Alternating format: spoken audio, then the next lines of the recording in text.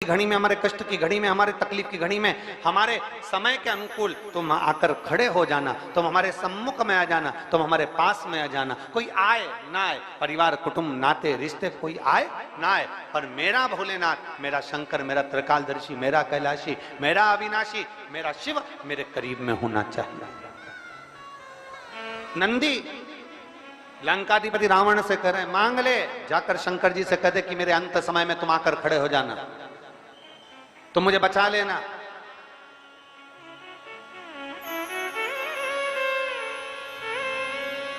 रावण हंस दिया, रावण को बड़ी हंसी आई, बहुत तेज हंसा रावण, बहुत तेज।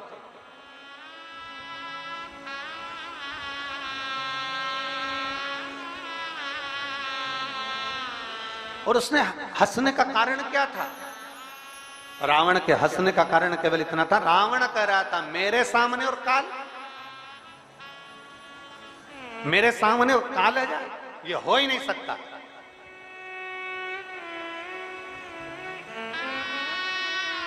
हमने पहले ओमकारेश्वर की कथा में एक बात कही थी, और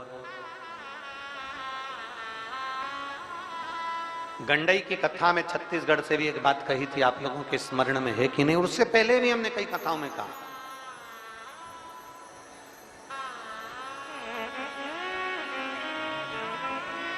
अपने भीतर इतना अहम, अपने भीतर इतना अहंकार, अपने भीतर इतनी अहमता कभी मत आने देना कि आपको यह महसूस होने लगे कि आप इंसान नहीं, आप मनुष्य नहीं हैं। ये आपके भीतर इतनी अहमता, इतना अहंकार अपने भीतर प्रकट मत होने देना। और मेरी जीजियों से, मेरी माताओं से, मेरे भाइयों से सबसे एक निवेदन, हम पहले भी करते आए और आज फिर कर रहे हैं, कभी तुम कहीं मत जाओ, तुम्हारा मन पड़े तो जाओ, ना मन पड़े मत जाओ, पर एक काम जरूर करो, अपने घर के नजदीक में, तुम्हारे घर के पास में, तुम्हारे घर के नजदीक में, तुम्हारे चौराहे पर, तुम्हारे मोहल्ले में, तुम्हारी कॉलोनी में जो शिव का मंदिर है, तुम्हारी सोसाइटी में जो शंकर का मंदिर है, उसके दरवाजे तक जरूर जाओ। क्यों? क्योंकि यहाँ हमारे यहाँ एक विषय आता है कि अगर कोई व्यक्ति बीमार होता है ना, तो सबसे पहले उसको प्राथमिक चिकित्सा केंद्र में ले जाते हैं, पास वाले हॉस्पिटल में, फिर उससे बड़े वाले हॉस्पिटल में, फिर उससे बड़े वाले हॉस्पिटल में। हम लोग कहते हैं गुरुजी हम कहाँ जाएं? अगर हमें शंकर जी को रिझाना है तो हमारा निवेदन है सबसे पहले अपने घर के पास वाले शंकर के मंदिर में जाइए। हमने कई लोगों को देखा है बहुत झंडा फहरा कर, बहुत चिल्ला चोट कर कर, कहाँ जा रहे हो? तो कहा हम केदारनाथ जा रहे हैं। कहाँ जा रहे हो? तो क्या हम अमरनाथ जा रहे हैं। हमने पूछा तुम अमरनाथ जा रहे हो? हाँ। कौन कौन जा रहे हो? तो क्या हम 20 लड़के अमरनाथ जा रहे हैं, हम 25 लोग केदारनाथ जा रहे हैं। हमने कहा अच्छा, अरे वाह। हमने पूछा फिर एक बात बताओ, तुम वहां अमरनाथ जा रहे हो तो क्या लेकर जा रहे हो? हमने जोरदार कपड़े सिलवाए गुरुजी, एक जैसे, उस पर हमने छापा लगवाया, एक जैसे। अच्छा, और फिर हमने ड्रेस कोड बनाया, और वो कजन कौन सा एक कोड बनते हैं, वो सुबह सुबह मॉर्निंग वॉक में पहनते हैं बच्चे लोग, ट्रैक सूट। हमने ट्रैक सूट बनवाया है। हमने कहा बहुत बढ़िया। अब हमने पूछा तुम सब अमरनाथ जा रहे, केदारनाथ जा रहे, तुम सब वहां जा रहे दर्शन करने के लिए, अब शंकर जी को इतनी दूर रिझाने के लिए जा रहे हो, तो ईमानदारी से बोलो, क्या तुम सब 15 की 15 लड़के तुम्हारे मोहल्ले के शंकर मंदिर में जल चढ़ाने जाते हो कि नहीं जाते? अरे गुरुजी, अगर वहां जाएंगे तो लोग हंसते हैं, इसलिए हम नहीं जाते। जरा विचार करिएगा, जब यहीं से पहचान नहीं होगी तो मेरा केदारनाथ कैसे दर्शन देगा? यहां से पहचान कर कर जाइए तो वो दर्शन भी देगा। अमरनाथ जाने वालों को पहले चाहिए कि अपने मोहल्ले में, अपनी कॉलोनी में, अपनी सोसाइटी में, अपने नगर में शंकर का शिवालय है, वहां रोज जाना चालू करिए। अमरनाथ केदारनाथ जाने वालों को चाहिए पहले शंकर के बनकर तो जाओ, शिव के होकर तो जाओ। केवल सेल्फी लेने के लिए या अपनी मूवी बनाने के लिए या वीडियो बनाने के लिए हमें केदारनाथ या अमरनाथ नहीं जाना है। हमें शंकर को पाने के लिए केदारनाथ और अमरनाथ जाना है, हमें शिव को प्राप्त करने के लिए जाना है। पहले अपने घर के नजदीक के शिवालय में जाओ, अपने घर के पास में शंकर के मंदिर में जाकर झाड़ू लगाओ, बुआरी लगाओ, सेवा करो, चाकरी करो। पहले ये तुम्हारे भीतर का जो अहम है, तुम्हारे भीतर का जो अहंकार है, उसको उतार कर फेंको। जब तुम मंदिर में झाड़ू लगाओगे, पोछा लगाओगे, सेवा करोगे, तो तुम्हारे अंदर एक सेवा का भाव जागेगा। तुम अमरनाथ जा रहे हो, मालूम पड़े किसी की तबीयत खराब हो जाए, किसी का स्वास्थ्य गड़बड़ हो जाए, और मालूम पड़े उसका स्वास्थ्य गड़बड़ हुआ, और मालूम पड़े तुम यात्रा के लिए चलते जा रहे हो और वो बेचारा हांपड़ी भर रहा है, तुम्हें सेवा का मुन्ने ही नहीं मालूम कि सेवा क्या है, सेवा का क्रम क्या है, सेवा का मूल क्या है, सेवा का आनंद क्या है।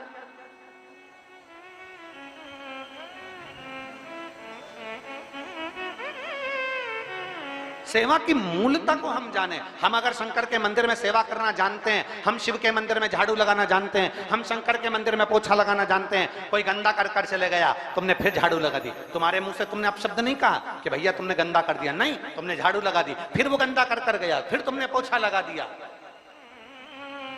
एक संत का चरित्र आता है, उससे जलने वाले, उससे ईर्ष्या करने वाले बहुत सारे थे। पेड़ पर जाकर बैठ गया एक व्यक्ति, और पेड़ पर जाकर बैठा, और आज संत गंगा का स्नान कर कर आ रहे थे, उसने ऊपर से पान खाकर थूक दिया। संत वापिस गंगा नहाने चले, वो वापिस थूक दिया, फिर गंगा नहाने चले गए, वो फिर थूक दिया। बार बार संत को थूका जा रहा था और संत गंगा का स्नान कर रहे थे। आखिरी में उसके मुंह में कोई थूक बचा ही नहीं, वो नीचे आकर चरणों में पड़ गया, गुरुदेव मैंने तुम्हारे ऊपर इतनी बार थूका, तुमने एक बार भी अपशब्द नहीं कहा। इतने में गुरु जी ने उस थूकने वाले के चरण पकड़ लिए। भाई मैं रोज गंगा की एक डुबकी लगाता था, आज तेरी कृपा से 108 बार पूरी लग गई। ये कृपा नहीं तो और क्या, ये दया नहीं तो और क्या है।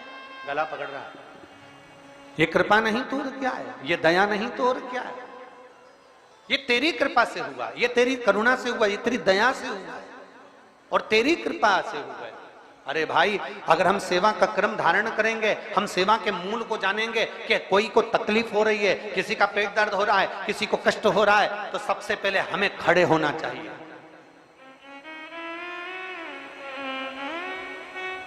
कथा सुनने जाओ, भजन में जाओ, कीर्तन में जाओ, उज्जैन महाकालेश्वर का दर्शन करने जाओ, ओमकारेश्वर का दर्शन करने जाओ, चाहे केदारनाथ जी का दर्शन करने जाओ, चाहे बद्री विशाल बाबा का दर्शन करने जाओ, चाहे अमरनाथ जी का दर्शन करने जाओ, अपने भीतर सेवा के मूल को पाकर फिर जाइए। और जो सेवा के मूल को नहीं समझता, जो सेवा के क्रम को नहीं समझता, उसको एक नजारा जो अभी हाथरस में हुआ है,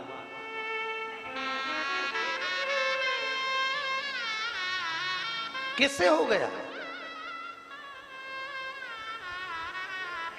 कितनी विचित्र घटना घट गई। जरा विचार करिएगा कि सेवा के मूल को नहीं समझे। एक गिरा, उसको लांग कर दूसरा जाने लगा, दूसरे को लांग कर तीसरा जाने लगा। अगर सेवा का मूल जानते तो एक को खड़ा कर देते, दूसरे को खड़ा कर देते, वहां खड़े हुए 25 लोग 25 को खड़ा कर देते, तो फिर ये घटना नहीं घटती। पर हम सेवा के मूल को नहीं जानते, हम तो बस केवल ये विचार करते हैं कि हम कथा में पहुंच गए, हम सत्संग में पहुंच गए, हम प्रवचन में पहुंच गए, हम कथा में पहुंच गए, और मालूम पड़ा कि भगवान थोड़ा हमको अपना कर्म करना पड़ेगा, थोड़ा हमें अपने सेवा के मूल को जानना पड़ेगा। हाथरस की यह घटना कोई साधारण सी घटना नहीं है। 100 से ऊपर कई भक्त शांत हो गए। 2 मिनट के लिए, 1 सेकंड के लिए आप और हम सब अपने श्री शिवाय नमस्तुभ्यम से उन जीवों को गति प्रदान करें। और जो घटना में जिनको तकलीफ है और अभी भी जो कहीं ना कहीं हॉस्पिटल में पड़े, शीघ्र ठीक होकर वो अपने अपने घर को जाएं। वो घटना का स्मरण करते हुए आप और हम 5 बार श्री शिवाय नमस्तुभ्यम का सब स्मरण करेंगे उन जीवों के लिए। श्री शिवाय नमस्तुभ्यं,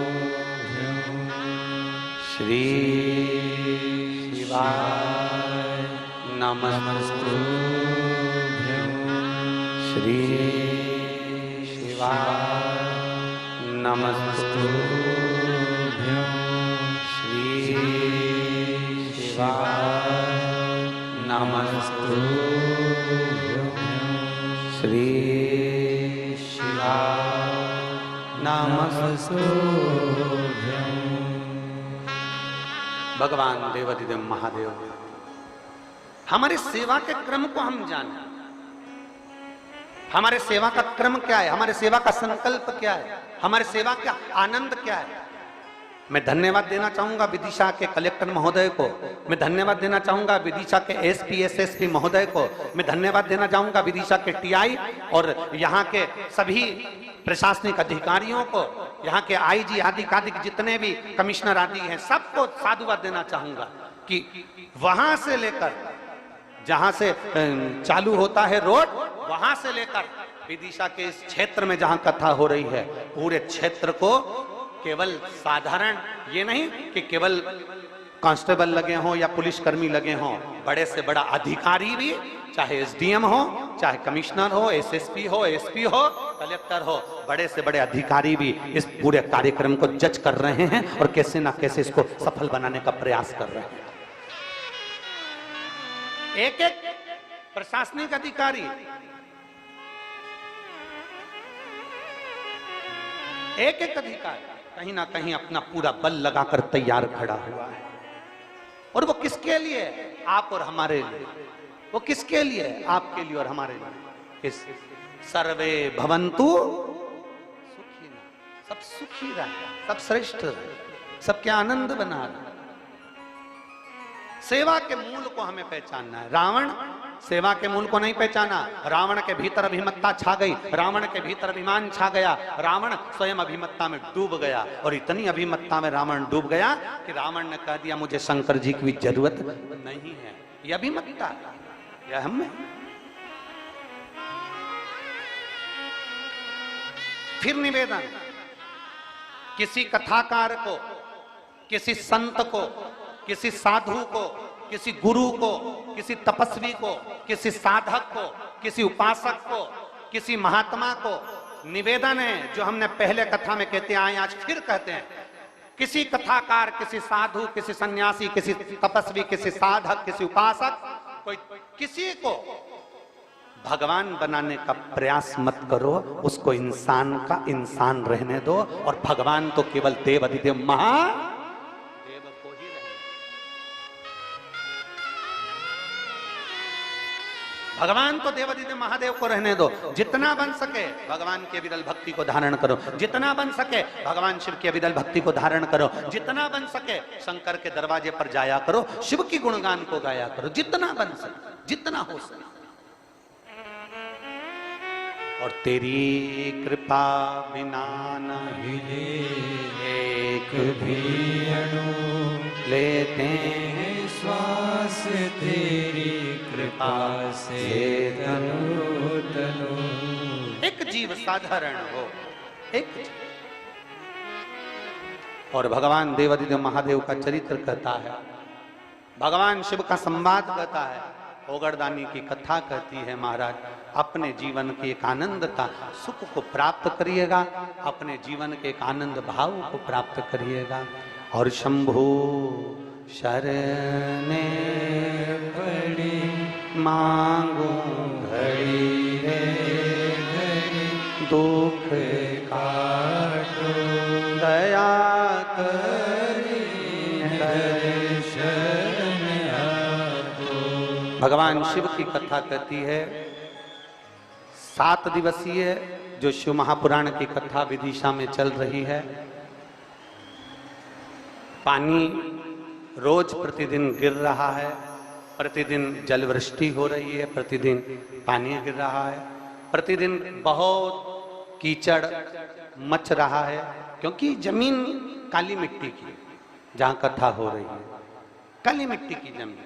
समिति ने बहुत अथक प्रयास किया, प्रशासन बहुत अथक प्रयास करी है, चारों तरफ पूरे विदिशा वालों ने बहुत प्रयास किया है, पर पानी गिरता है तो जमीन में ही जाता है, और जमीन गीली हो जाती है तो कीचड़ मच जाता है। तो ये प्रयास किया जा रहा है कि 7 दिन की कथा को आज चतुर्थ दिवस की कथा में ही विराम दिया जाएगा, जिससे आने वाले समय में आप सभी लोगों को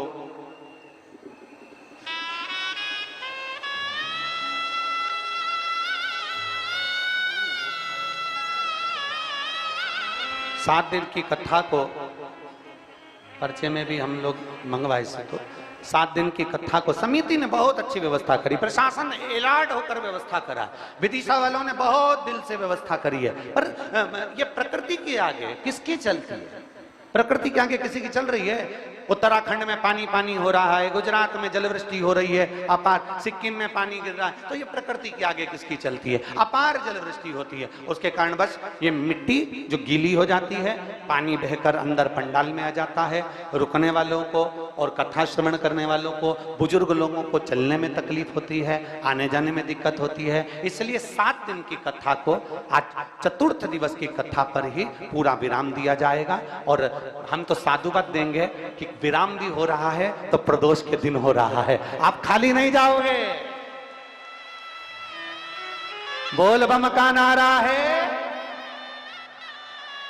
विराम भी हो रहा है तो प्रदोष के दिन मेरा बाबा आपके साथ नंदी पर बैठकर आपके दरवाजे तक आपकी झोली भरने जरूर आएगा, ये निश्चितता। अरे लुटा दिया भंडार काशी वाले ने, कर दिया माला माल काशी वाले ने। ये शिव तत्व है। अभी आप देखिए, हम आस्था चैनल वालों से भी कहेंगे जरा दिखाना इनको, जरा कितना छाता ले लेकर, पन्नी ले लेकर पानी में यहाँ वहाँ जहाँ तहाँ जहाँ जगह मिल जाती है लोग वैसा बैठ जाते हैं, कथा को श्रवण करते हैं। इतना इनको जमीन भी दिखाना इनको कि कितना कीचड़ मच रहा है। तो उस हिसाब से मैं समिति को और प्रशासन को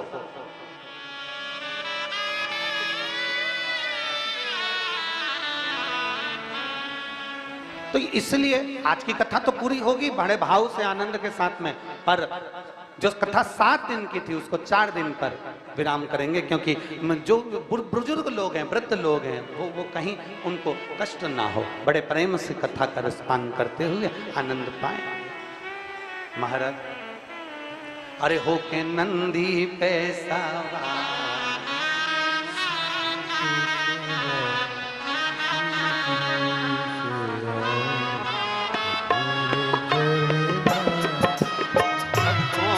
पुकार हो के नंदी पे सवार, काशी नगरी से आए हैं मेरे भोलेनाथ। सुन के भक्तों की पुकार हो के नंदी पे सवार, काशी नगरी से आए हैं मेरे भोलेनाथ। सुन के भक्तों की पुकार हो के नंदी पे सवार, काशी नगरी से आए हैं मेरे भोलेनाथ। सुन के भक्तों की पुकार हो के नंदी पे सवार, काशी नगरी से आए पीछे वाले भी दोनों हाथों से मेरे भोलेनाथ।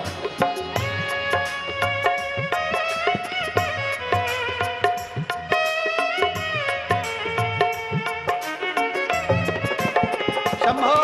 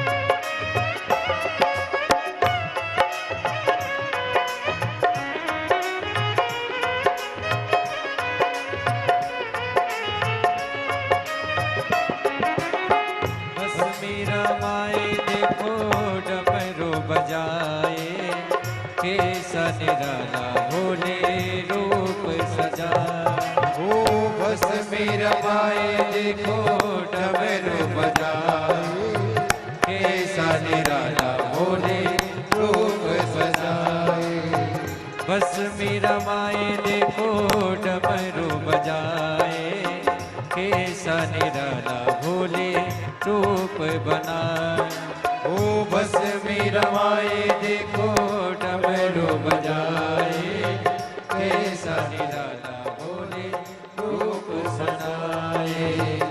गले में सर्पों की है माँ, जय हो। नंदी पे सवार काशी नगरी से आए, हे मेरे भोलेनाथ। उनके भक्तों की पुकार हो के नंदी पे सवार काशी नगरी से आए, हे मेरे भोलेनाथ। सुन के भक्तों की पुकार हो के नंदी पे सवार काशी नगरी से आए, हे मेरे भोलेनाथ। जय हो। राधे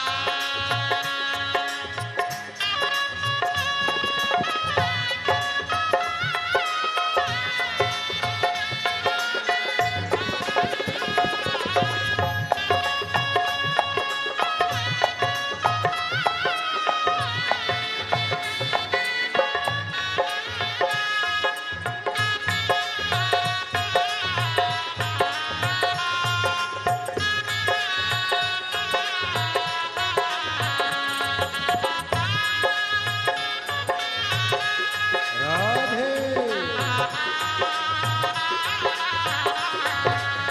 हरि बोल।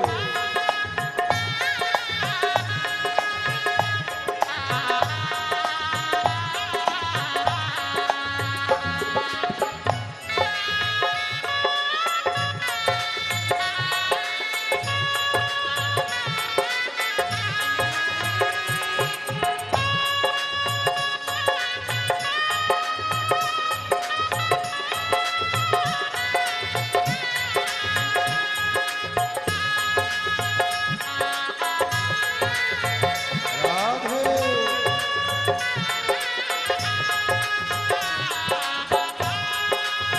हरि बोल।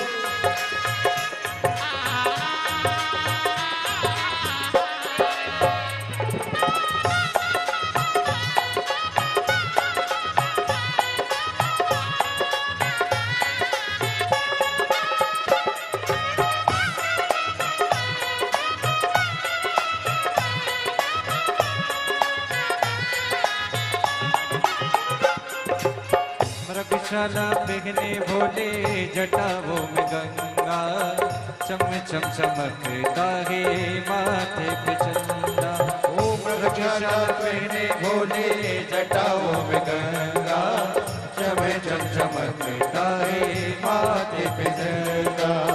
मृगशाला पहने भोले जटाओं में गंगा, चम चम चमकता है माथे पे चंदा। ओ मृगशाला पहने भोले जटाओं में गंगा, चम चम चमकता है माथे पे चंदा।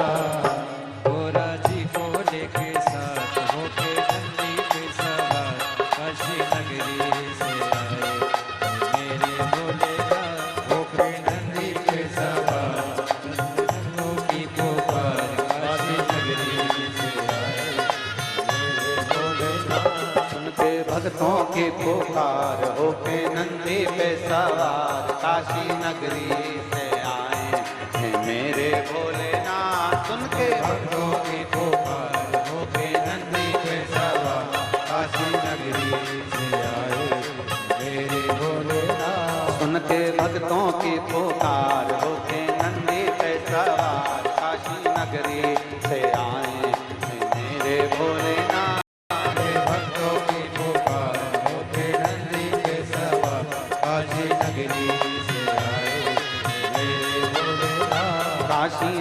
नगरी से आए मेरे भोलेनाथ, काशी नगरी से आए मेरे भोलेनाथ, काशी नगरी से आए मेरे भोलेनाथ, काशी नगरी से आए मेरे भोलेनाथ।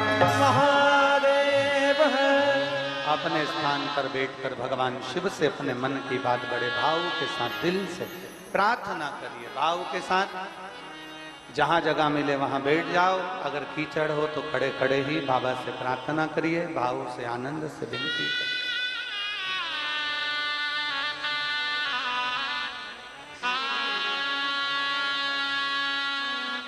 आज प्रदोष भी है और दिल से बाबा को आप कहेंगे, बाबा सुनेगा। भाव से हृदय से प्रार्थना करें।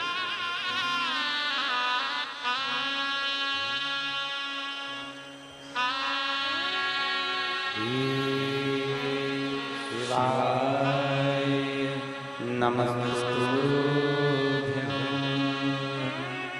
श्री शिवाय नमस्तुभ्यं श्री शिवाय नमस्तुभ्यं श्री शिवाय नमस्तुभ्यं श्री शिवाय नमस्तुभ्यं। भोला सब दुख काटो तुम्हारा, ओ भोला सब दुख काटो तुम्हारा। शिव शंकर जप तेरी माला, भोले बाबा जप तेरी माला। भोला सब दुख काटो तुम्हारा, ओ भोला सब दुख काटो तुम्हारा। वेश मंगलकारी, वेश मंगलकारी। शमशान वासी हमारा, शमशान वासी हमारा।